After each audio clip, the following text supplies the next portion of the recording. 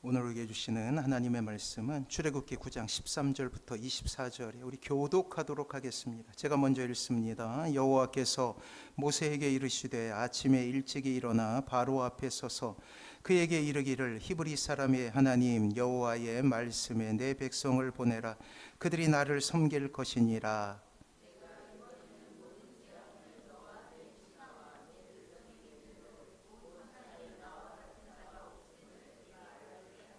내가 손을 펴서 돌림병으로 너와 내 백성을 쳤더라면 내가 세상에서 끊어졌을 것이나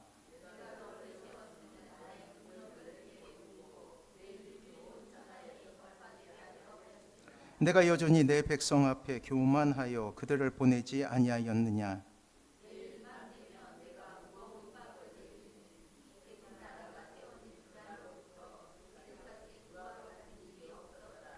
이제 사람을 보내어 내 가축과 내 들에 있는 것들을 다 모으라. 사람이나 짐승이나 무릇 들에 있어서 집에 돌아오지 않는 것들에게는 우박이 그 위에 내리리니 그것들이 죽으리라 하셨다 하라 하시니라.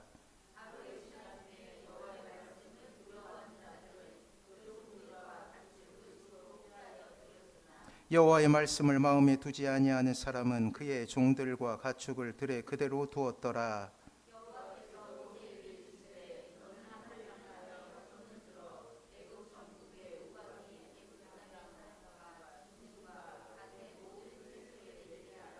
모세가 하늘을 향하여 지팡이를 들매 여호와께서 우레소리와 우박을 보내시고 불을 내려 땅에 달리게 하시니라. 여호와께서 우박을 애굽 땅에 내리심에 우박이 내림과 불덩이가 우박에 섞여 내림이 심히 맹렬하니 나라가 생긴 그때로부터 애굽 온 땅에는 그와 같은 일이 없었더라. 아멘. 옆에 분하고 인사합니다. 사랑하고 축복합니다. 사랑하고 축복합니다. 다시금 우리는 하나님의 쓸모, 그 22번째 하나님의 임재하심에 대해서 우리 같이 한번 알아보려고 합니다. 자, 신앙인으로 첫 발을 내딛고 신자라는 이름으로 이 세상을 살아갈 때부터 모든 신자를 공통적으로 괴롭히는 것이 있어요. 그것은 주님을 알기로 그리고 주님을 믿기로 작정하는 그 순간부터 우리는 하늘 시민이라는 그러한 신분을 얻게 되고 그렇게 살아가지만 또 한편으로는 이 땅에서의 생명이 닿을 때까지 우리는 이 땅에 발을 딛고 살아가게 돼 있다라는 것입니다. 괴리라고 하죠. 그 간격을 의미합니다. 이것이 모든 문제의 근원이 되고 이 땅에서 신자가 살아감에 또한 고난의 이유가 되는 것이에요. 때문에 우리는 항상 하늘을 바라보며 살아가겠노라 하는 소망을 가지고 살아가지만 이 땅에 발을 딛고 살아가는 터라 때로 우리의 삶에 고난이 개입하고 고통스러운 현실 속에서 눈물을 흘릴 때가 있다라는 거예요.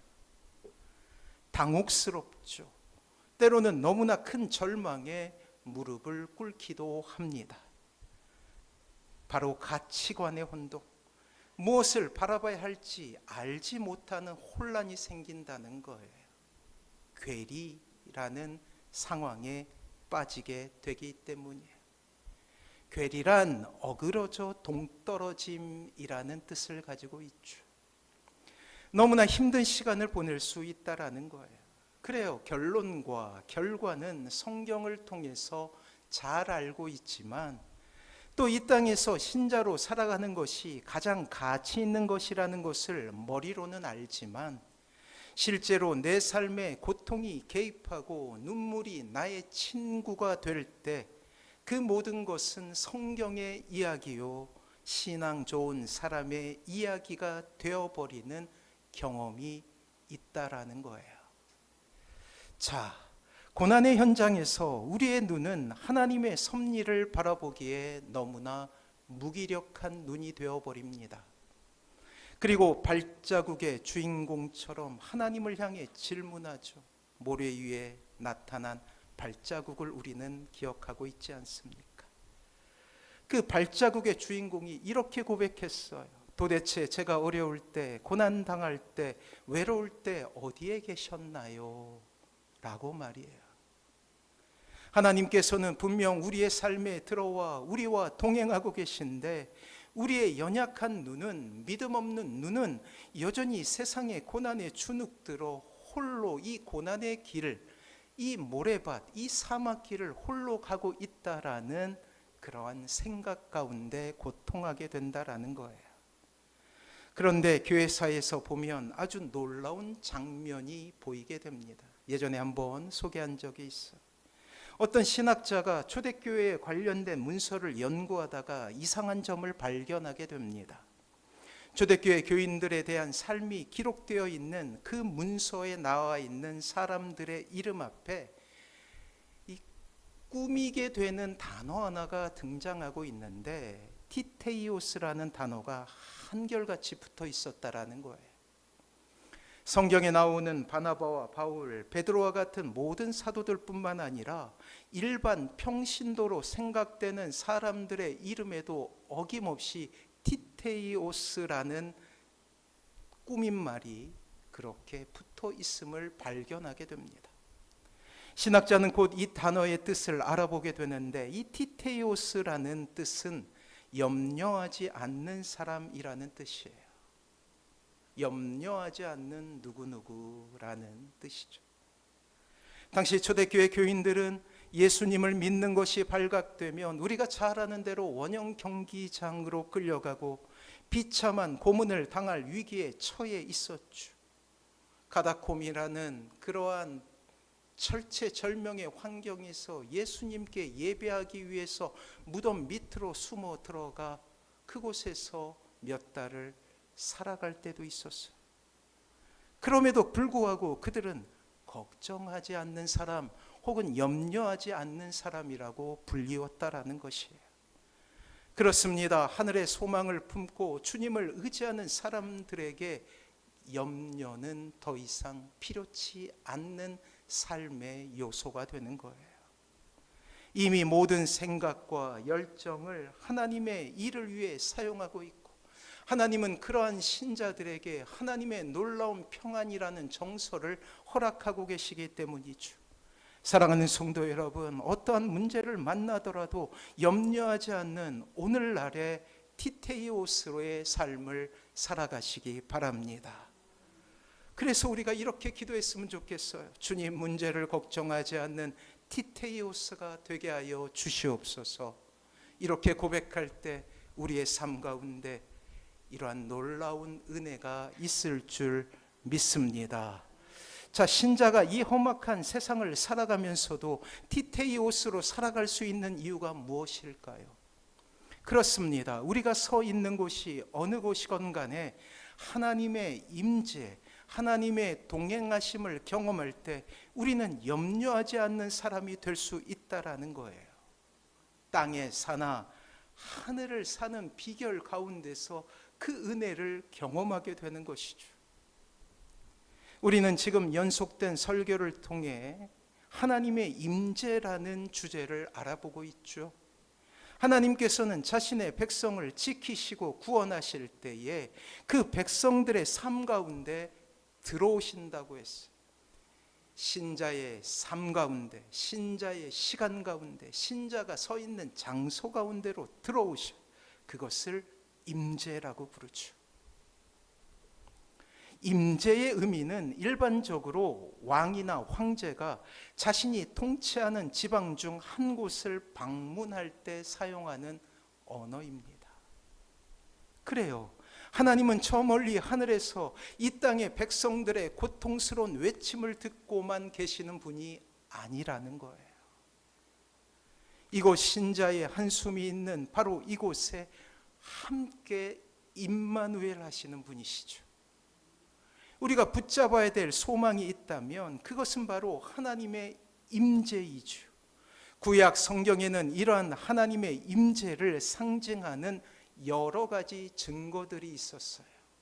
이러한 자연현상이 일어나게 되면 그들은 하나님께서 이곳에 함께 계시는구나 라고 그렇게 고백했다라는 거예요. 대표적으로 영광스러운 구름이 나타날 때 그들은 하나님의 임재하심을 경험하게 되었다라는 거예요. 이것을 잘 기억하십시오. 사람들은 영광스러운 구름 그리고 그곳에서 나타나는 우레와 번개를 보며 하나님의 임재하심을 경험했다라는 거예요. 그리고 성막은 대표적으로 하나님의 임재하심이 있는 곳이었죠. 출애굽 당시 성막은 이스라엘 진중 한가운데 있었어요. 12지파를 이 성막을 중심으로 네 방향에 세 지파씩 두게 하여서 어느 곳에서든지 이 성막을 바라볼 수 있도록 하였다라는 거예요. 이 성막을 바라보며 이스라엘 백성은 우리 가운데 하나님이 함께 계시는구나 라고 믿을 수 있었다라는 거예요. 제가 유럽을 가지 못했지만 제가 다큐멘터리를 좋아해서 유럽 여행 가고 이런 것을 참 좋아해요. 동일한 모습이 있습니다. 그게 뭐냐면 그 도시, 그 동네 한가운데 항상 중심에 교회가 있다라는 거예요. 그리고 그 교회는 다른 건물이 비견할 수 없는 가장 높이 세워져 있다라는 거예요. 그것은 그 도시 어느 곳에서든지 그 교회를 보며 이곳에, 이 도시에, 이 동네에 하나님이 함께 계심을 그들이 경험하고 싶다라는 의미에서 그렇게 건축을 하게 되었다라는 거예요. 마치 성막이 그러한 의미를 담고 있듯이 말이에요. 이스라엘 백성들은 성막을 통해 하나님의 임재를 경험하며 비록 출애굽, 광야, 사막이죠. 이 사막을 지나는 힘든 여정이었지만 그 모든 어려움을 이겨낼 수 있었던 것이, 그렇습니다. 이스라엘 백성들이 고난을 이기는 방법은 상황이 바뀌어 어려움이 사라지는 것이 아니에요. 사막이 바뀌어서 그곳이 풀밭이 되는 것이 아니었다고요. 여전히 사막이었고 그들에게 고통을 주는 기후였지만 그곳에서 그들은 평안함을 누리며 하나님의 놀라우신 은혜를 경험할 수 있었는데, 그 이유는 바로 하나님의 임재하심을 경험할 수 있었기 때문이에요. 하나님의 임재, 하나님께서 동행해 주심을 경험할 때 그들은 그 고통 가운데서도 웃을 수 있는 방법을 터득하게 된 것이죠. 무려 40년 동안. 그리고 이제 신약에 이르러 하나님의 임재는 드디어 하나님의 사람들의 눈에 보이기 시작합니다. 그렇습니다. 하나님의 아들 예수님께서 이 땅에 성육신하신 거예요. 눈에 보이셔요. 말구 위에 아기로 우리의 눈에 보입니다.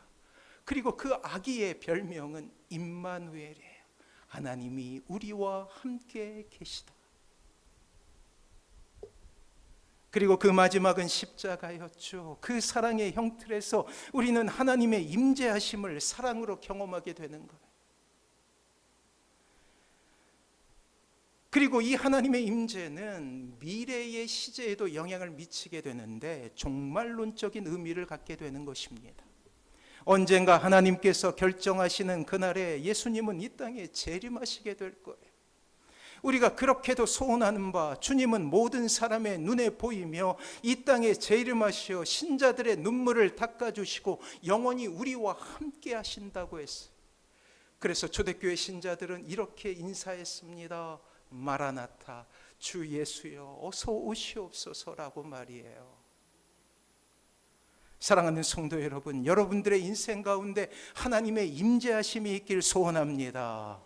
하나님의 임재는 하나님의 쓸모, 즉 이 땅의 신자에게 가장 위대하고도 가장 최고의 위로가 되는 거예요. 우리가 어디에 있던, 누가 우리를 괴롭히건, 우리가 얼마나 척박한 환경을 살아가던 하나님의 그 압도적인 임재하심은 우리의 언어를 감사로 바꾸게 되는 것이죠. 우리의 삶을 기쁨으로 바꾸게 되죠. 우리의 인생을 소망으로 바꾸게 되는 이유가 되는 거예요. 사랑하는 성도 여러분, 그러하기에 예배의 은혜를 사모하는 것은 여러분들의 인생 가운데서 그 어떤 것보다 중요한 것임을 깨닫기 바랍니다.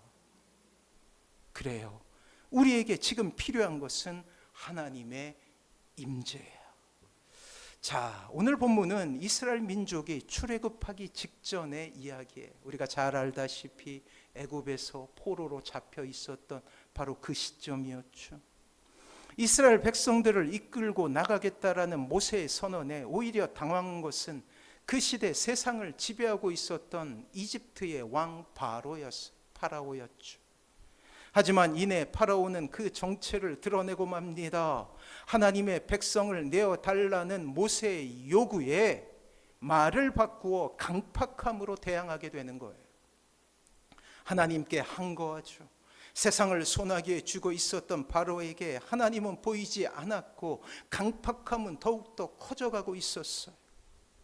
포로 생활하던 거의 200만의 이스라엘 백성들을 구하시는 하나님의 방법은 10가지 재앙으로 이집트의 종교적, 사회적 근간을 흔들어 놓는 것으로 시작해요. 한 가지 재앙이 이루어질 때마다 이집트를 지탱하고 있었던 신들이 무너져 가고 있었던 거예요. 이집트는 다신교를 믿었어요. 한 가지 재앙이 내릴 때마다 그것을 주관하고 있었던 신들이 무너지게 된 것을 의미합니다. 그리고 오늘 우리는 오늘 본문을 통해 그 7번째 재앙을 보게 되죠. 하나님의 임재하심은 백성들에게는 하나님의 보호하심이 됨을 우리는 깨닫게 될 거예요. 자, 하나님께서는 이스라엘을 구원하기 위한 모든 계획을 이루어 가십니다. 이스라엘을 구원하고자 하시는 하나님의 놀라운 열심이죠. 오랫동안 계획하셨던 그 모든 일들을 이루어 가셔요. 그리고 그것은 첫째, 하나님의 백성을 억압하고 탄압했던 이집트에 대한 심판으로 나타났고, 두 번째, 그것은 영적으로 이집트 신의 마음을 주었던 이스라엘을 하나님께로만 집중하게 하는 것으로 나타나게 되었다라는 거예요. 이집트에 살던 이스라엘 백성들, 또 이후에 바벨론에 살던 이 이스라엘 백성들이 공통적으로 경험했던 것은 그 지방에서, 그 나라에서, 그 제국에서 섬기고 있었던 신들이 부러워지기 시작했다라는 거예요. 풍요를 주었고 문화를 주었던 그 신들이 부러워져서 그것에 마음을 주었다라는 거예요. 그러하게 오늘 내렸던 그 재난은 이집트 백성들, 이 파라오와 모든 백성들에게는 재앙이었지만 이스라엘 백성들에게는 오히려 하나님께 집중하는 수단이 되었다라는 거예요. 자, 13절 말씀 우리 같이 한번 다시 읽어보도록 하죠. 같이 읽습니다. 시작. 여호와께서 모세에게 이르시되 아침에 일찍이 일어나 바로 앞에 서서 그에게 이르기를 히브리 사람의 하나님 여호와의 말씀에 내 백성을 보내라. 그들이 나를 섬길 것이니라. 아멘. 오늘 하나님은 이스라엘 백성에 대해 이렇게 부릅니다. 내 백성이라고 말이에요. 영어 성경에는 마이라는 소유격을 사용하고 있죠. 그렇습니다. 하나님의 것이라는 거예요. 하나님은 바로에게 하나님의 것을 찾고자 하신다고 말씀하셔요. 사랑하는 성도 여러분, 이 땅의 모든 신자는 하나님의 것입니다. 이것을 믿으시기 바랍니다. 그 증거를 대볼까요? 여러분들이 주님을 믿게 되면 주님을 이렇게 부르죠. 예수님을 이렇게 부르죠. 주님이라고 말이에요. 주님이라는 것은 주인님이라는 거예요. 구세주라는 거예요. 우리의 입장에서는 그렇게 부르는데 그 주님이라는 음성을 듣는 예수님께서는 이 땅의 신자를 나의 것으로 받아주신다라는 거예요. 이 세상이 변하고 이 땅에 고난이 임하고 신자에게 가장 엄혹한 시간을 준다 할지라도 변하지 않는 사실은 우리 모두가 하나님의 것이라는 사실입니다. 때로 인생이 참으로 가혹한 흉년의 때를 지날 수도 있죠. 관계가 깨어지기도 하고 또 경제적으로 어려움을 당하며 세상 속에서 고립당하고 외로워지고 절망을 경험하기도 합니다. 하지만 이때 누군가 내 편이 되어준다면, 또 그분이 하나님이시라면 그것보다 더 큰 위로는 없다라는 거예요. 이것이 신자에게는 소망이 되는 것이죠. 그렇게 우리가 이 땅에서 예수님을 만나게 되고 하나님의 은혜를 입어 하늘 시민이 되면 우리는 예수님을 주님이라고 부르게 되는 거예요. 모든 것을 책임져 주시는 분이시기에 우리는 그 감사로 예수님을 주님이라 부르게 되는 것입니다. 그렇습니다. 이 땅의 신자에게 어려움이 찾아올 수도 있고 절망이라는 상황 속에서 좌절할 수도 있으며 인생의 흉년 가운데서도 울 수 있어요. 이때 기억해야 될 것은 우리가 하나님의 것이라는 사실임을 기억하시기 바랍니다. 자, 오늘 본문을 보십시오. 재앙이 이집트 땅을 덮치게 되었어요. 7번째 재앙이죠. 공포가 밀려옵니다. 여기저기서 상상할 수 없는 전무후무한 재앙이 내리고 있어요. 그렇습니다. 두려움의 순간이죠. 하지만 이렇게 절망의 순간은 하나님의 보호하심을 가장 선명하게 볼 수 있는 시간임을 우리는 깨닫게 된다는 거예요. 사랑하는 성도 여러분, 우리는 말세의 시간을 살아가게 됩니다. 이러한 시간 속에 이 땅에 어떠한 재난이, 어떠한 재앙이 미치게 될지 그 누구도 장담할 수 없어요. 그러나 분명한 사실은 이 땅에서의 고난과 이 땅에서의 재앙이 더욱더 거세지면 거세질수록 믿는 신자는 더욱더 선명하게 주님을 바라보게 된다라는 사실이에요. 왜요? 하나님의 것이기 때문이에요.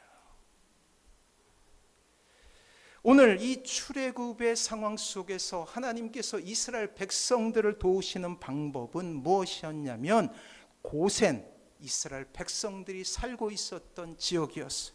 이 고센, 이 이스라엘 지경을 재앙으로부터 분리시키는 것이었어요. 아울러 당시 최고 권력자에게 이스라엘은 나의 것이다 라고 말씀하고 계시는 것이죠. 책임지신다라는 거예요. 이러한 하나님의 놀라운 선언은 참으로 이스라엘 백성들에게 감동이었고 소망을 주었으며 가장 힘든 순간에 그들이 세상을 향하여 당당해질 수 있는 이유가 되었다라는 거예요. 우리 막내 은지가 어렸을 때 인형이 있었어요. 인형.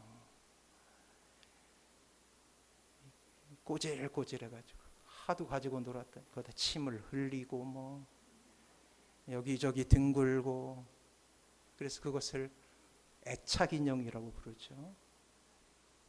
이게 무슨 정서적으로 불안하게 되면 그 인형을 찾게 되고, 또 담요에게 마음을 주는 아이들도 있어요. 애착 담요라고 해서. 그래서 그 인형이 너무나 더러워서 이야기했죠. 예쁘고 좋은 인형 사줄 테니까 그거 아빠한테 줘.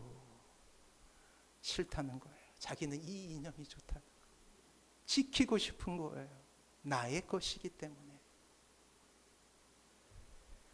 사랑하는 성도 여러분, 지금 이 순간 이 땅을 살아가고 있는 신자에게도 여전히 세상은 힘든 상대 아닙니까? 더군다나 믿음의 사람으로 신자로서 이 땅을 살아가는 것 결코 쉽지 않아요. 괴리이기 때문에.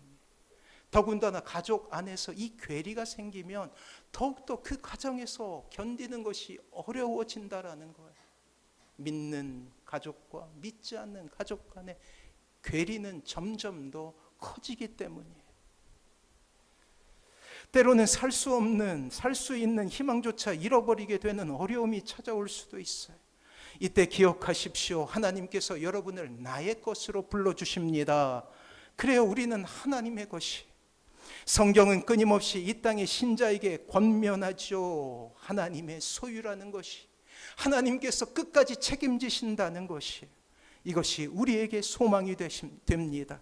이 안에서 승리하시는 사랑하는 모든 성도님들 되시길 바랍니다.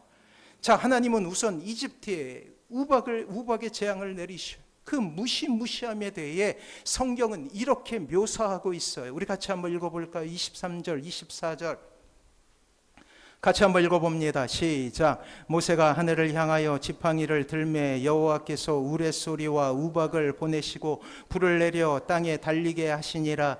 여호와께서 우박을 애굽 땅에 내리심에 우박이 내림과 불덩이가 우박에 섞여 내림이 심히 맹렬하니 나라가 생긴 그때로부터 애굽 온 땅에는 그와 같은 일이 없었더라. 아멘. 그래. 전에는 한 번 있었죠. 소돔과 고모라가 멸망될 때 불덩이가 떨어졌잖아요. 재앙입니다. 참으로 두려운 일이 일어나고 있어요. 먼 하늘에 구름이 밀려오고 천둥이 치며 이내 굵은 우박이 내리기 시작하고 그 우박 가운데 불덩이가 섞여서 내려지고 있어요. 이것을 지켜보는 이집트는 혼비백산하죠. 참으로 참혹한 일들이 가축과 종들 그리고 그들이 자랑했던 모든 농작물들이 초토화되는 재앙을 겪게 되고 있다라는 거예요. 그들이 자랑했던 건축물들이 파괴되기 시작합니다. 하지만 이스라엘 백성들에게는 그 구름과 우박과 우레와 그리고 불덩이가 다른 의미로 다가온다라는 사실이에요. 제가 설교를 시작하면서 구름에 대해서 이야기할 때 이것을 꼭 기억하라고 말씀드렸어요. 비단 고센 지방이 이 재앙에서 피하게 되었다는 것에서 그치는 것이 아닙니다. 오히려 이스라엘 백성들에게 구름과 천둥, 우박은 하나님의 임재하심을 의미했기 때문이라는 거예요. 사랑하는 성도 여러분, 하나님께서 이집트 땅에 임재하십니다. 그렇습니다. 이집트 땅이 하나님으로 말미암아 점령당하게 된 거예요. 그 거대한 제국이 말이에요. 이스라엘 눈에 이러한 하나님의 임재하심이 눈으로 보이죠. 그것이 우레였고 그것이 구름이었으며 그것이 우박이었고 그것이 천둥과 번개였다라는 거예요. 이스라엘 백성들의 마음엔 도우시는 하나님의 능력이 눈에 보이고 있다는 것, 전혀 다른 의미로 다가오게 된 것이죠. 이것이 하나님의 능력입니다. 만왕의 왕이시오 만주의 주이신 하나님께 대한 하나님의 백성을 내어주기를 거부했던 신들의 아들이라 여겨졌던 파라오의 무능력과 무기력함은 만천하에 드러나게 된 거예요. 더 이상 이스라엘 백성들은 이 파라오를 무서워하지 않아요. 왜요? 하나님의 임재하심을 경험하고 있기 때문이죠. 그리고 하나님만이 참신임이 증명되고 있다라는 것이에요. 이미 하나님은 모세를 보내기 전에 이 모든 일이 왜 일어나게 되는지를 밝히셨어요. 자, 14절 우리 같이 한번 읽어봅니다. 시작. 내가 이번에는 모든 재앙을 너와 내 신하와 내 백성에게 내려 온 천하에 나와 같은 자가 없음을 내게. 그래요. 오늘날 이 세상은 하나님의 권위를 인정하지 않는 세상이죠. 절대 진리를 인정하지 않습니다. 하나님의 권위에 대해 끊임없이 딴지를 거는 세상이에요. 그리고 하나님을 믿는 이들에 대한 공격 역시 만만치 않죠. 점점 더 괴리된 세상 속에서 우리는 살아가고 그 안에서 고난을 겪게 된다라는 거예요. 때로 이 땅에 마치 악한 영의 세력이 모든 것을 집어삼킨 것처럼 보입니다. 이집트를 지배했던 그 열 가지의 신들처럼 말이에요. 그리고 신자에게는 소망이 없는 것처럼 보이죠. 그러나 오늘 본문을 통해서 하나님의 위대하심이 만방에 알려지기 시작합니다.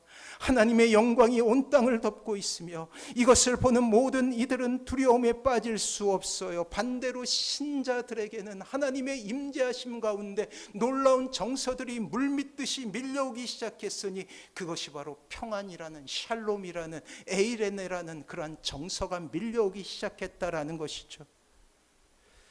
비록 이 시대 교회의 권위가 상처받고 신자들의 삶이 실패한 것처럼 보이지만 하나님은 결국 이 땅의 신자들의 삶을 통해 하나님의 이름을 세상 속에 드러내실 것입니다. 마치 모세가 지팡이를 들어서 올렸을 때 하늘에 먹구름이 끼고 우박이 내렸듯이 말이에요. 또한 우리를 세우시고 연약한 우리를 들어 사용하심으로 하나님의 능력을 이 땅에 보이실 거예요. 아직도 주님을 알지 못하는 그러한 사람들에게 하나님의 임재하심 가운데 있는 신자가 어떤 모습으로 이 땅을 살아가게 되는지, 어떤 행복의 모습으로 이 땅을 살아가게 되는지를 보이게 되신다라는 거예요. 하나님께서 우리를 사용하시어 하나님의 이름이 이 땅에 드러나며 우리를 조롱하던 세상의 목소리는 사라지고 우리가 그렇게도 소원하는 하나님의 이름이 높아지는 일이 있게 될 줄 믿습니다. 그래요. 그것이 재앙 가운데 일어나게 되는 놀라운 역사라는 거예요. 그렇습니다. 그분의 이름은 하나님이십니다. 그분이 우리가 믿는 하나님이셔요. 사랑하는 성도 여러분, 하나님만 의지하시기 바랍니다. 이 땅의 모든 사람이 등을 돌린다 할지라도 하나님만 바라보시는 사랑하는 모든 성도님들 되시길 주님의 이름으로 축원합니다. 독일의 나치 정권은 600만 명의 유대인을 학살했어요. 폴란드의 오늘 발음이 잘 안 되네요.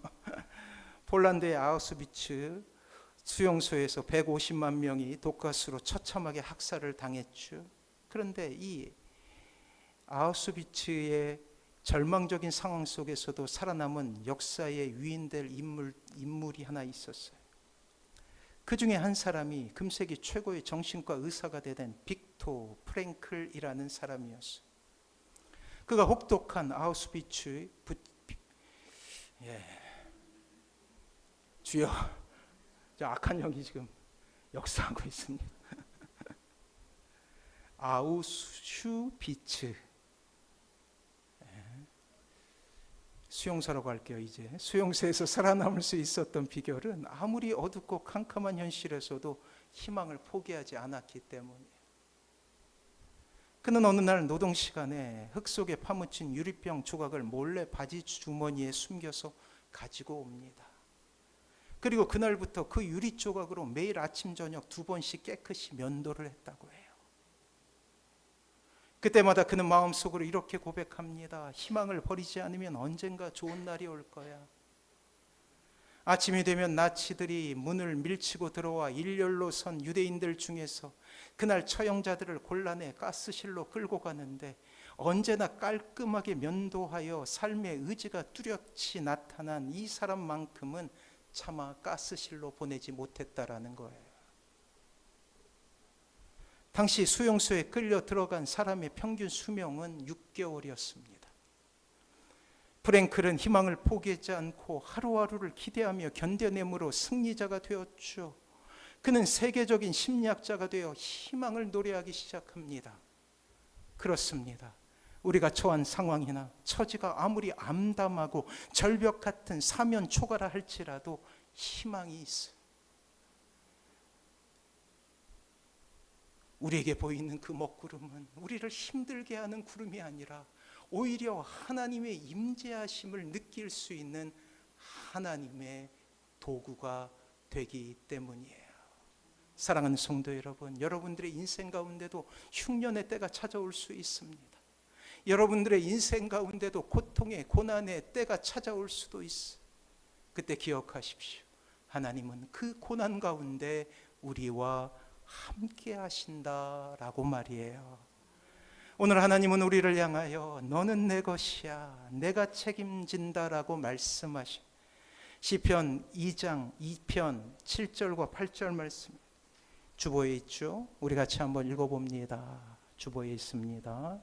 같이 한번 읽어보죠. 시작. 내가 여호와의 명령을 전하노라. 여호와께서 내게 이르시되 너는 내 아들이라.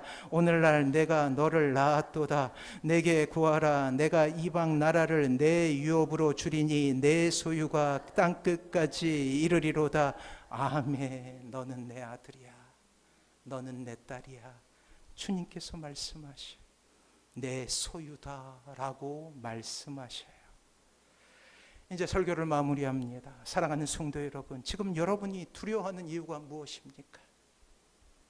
앞이 캄캄해서 발 디딜 곳을 알지 못하기 때문입니까? 저기 멀리서 덮쳐오고 있는 그 먹구름으로 인하여서, 천둥과 번개로 인하여서 두려워하고 있는 것은 아닙니까?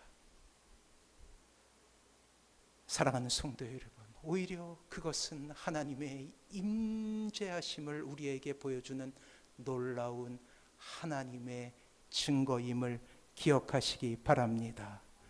분명 하나님의 시간이 이르게 되면 이 땅은 하나님을 인정할 수밖에 없을 거예요.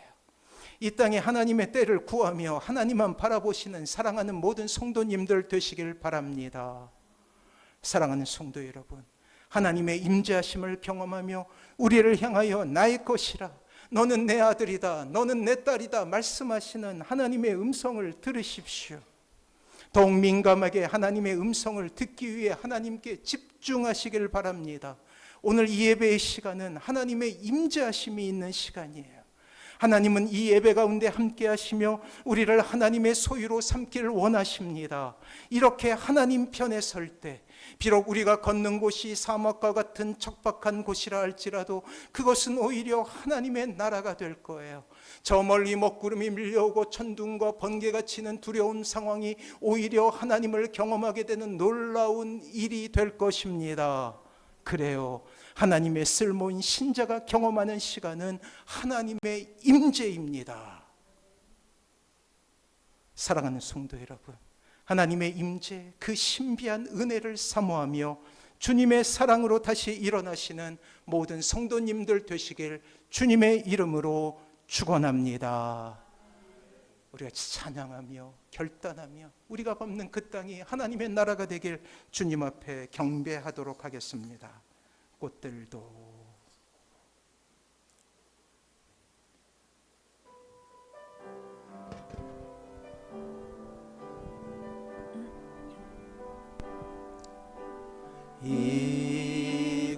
이곳에 생명샘 솟아나 눈물 골짝 지나갈 때에 모자나 열매 맺히고 웃음소리 넘쳐나리라. 꽃들도 구름도 바람도 넓은 바다도 찬양하라 찬양하라 예수를. 하늘을 울리며 노래해 나의 영혼아. 은혜의 주 은혜의 주 은혜의 주.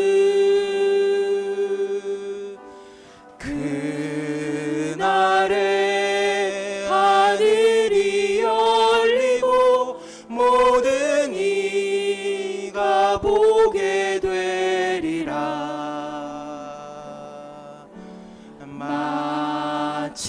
마침내 꽃들이 피고 영광의 주가 오시리라. 꽃들도 구름도 바람도 넓은 바다도 찬양하라 찬양하라 예수를. 하늘을 울리며 노래해 나의 영혼아. 은혜의 주 은혜의 주 은혜의 주. 사랑하는 성도 여러분, 주님께서 주신 말씀 의지하여 결단하며 주님 앞에 나아갑니다. 우리의 삶 가운데 고난이 임하고 절망이 임한다 할지라도 낙심치 않게 하시고 오히려 그때에 구름 속으로 구름으로 말미암아 하나님의 임재하심을 경험했던 이스라엘 백성처럼 하나님만 바라보게 하여 주시옵소서. 하나님만 의지하게 하여 주시옵소서. 주님만을 바라보는 인생이 될 수 있게 해달라고 우리 결단하며 주여 한번 부르고 기도합니다.